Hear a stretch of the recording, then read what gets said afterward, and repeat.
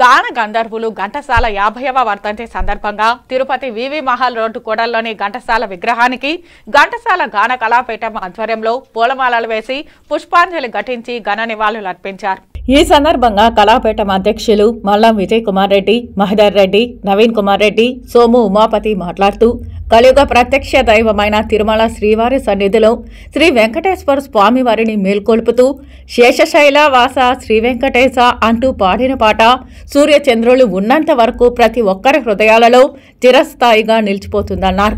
ఘంటసాల గారి ప్రతి పాటలో కుటుంబ నేపథ్యం ఇమిడి ఉంటుందని, అన్నదమ్ముల అక్కా చెల్లెల మధ్య ఉన్న అనురాగంతో పాటు ప్రేమికుల మనసులను హత్తుకునే అపురూపమైన పాటలు చిరస్మరణీయమని కొనియాడారు.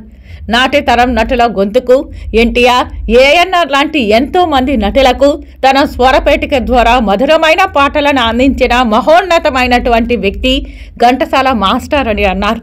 నాటి తరం నుంచి నేటి తరం వరకే కాకుండా రాబో తరాల వారికి సైతం ఘంటసాల పాటలు ప్రతి ఒక్కరి నోట పలుకుతూనే ఉంటాయన్నారు. ఘంటసాల మాస్టర్ వర్ధంతి సందర్భంగా వారికి ఘన నివాళి అర్పించడం, ఆ మహాభావుని స్మరించుకోవడం పూర్వజన్మ సుకృతంగా భావిస్తున్నామని కొనియాడారు.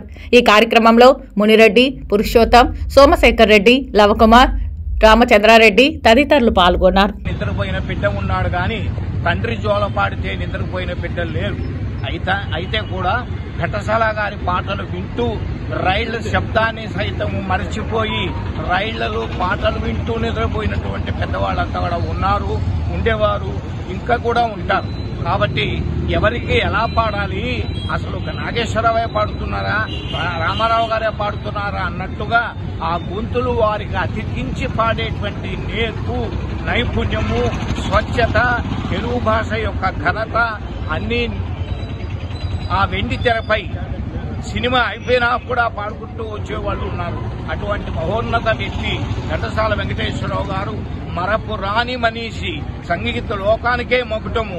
ఆయనను చూసి ప్రతి ఒక్కరూ నేర్చుకుంటే తెలుగు భాష, స్వచ్ఛత, సంగీత యొక్క విలువ అన్నీ నిలుస్తాయని చూపిస్తున్నాము. ఈరోజు విజయ్ కుమార్ రెడ్డి గారు, మహేందర్ రెడ్డి గారు, సోము ఉమాపతి గారు పెద్దలందరి సమక్షంలో వారిని స్మరించుకోవడం నిజంగా పూర్వజన్మ సుకృతంగా భావిస్తున్నాము.